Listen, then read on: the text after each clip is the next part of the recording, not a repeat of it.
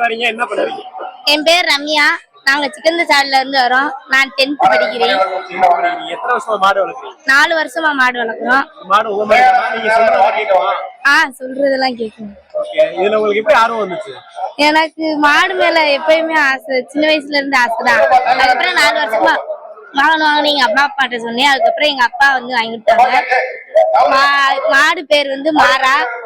நான் ஸ்கூல் விட்டு வந்தோடனே மாறா கிட்டதான் போவேன். கல்லு மிட்டாய் மாசம் வாங்கி தருவேன். அதுக்கப்புறம் கொடுத்துட்டு கடையை கொடுத்துட்டு அதுக்கப்புறம் போட்டிக்கெல்லாம் போயிருக்கீங்க?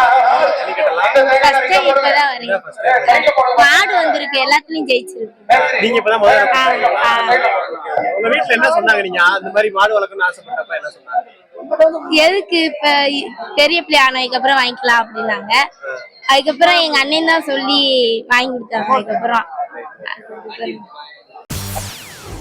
செய்திகளை உடனுக்குடன் தெரிந்து கொள்ள உடனே சப்ஸ்கிரைப் பண்ணுங்க.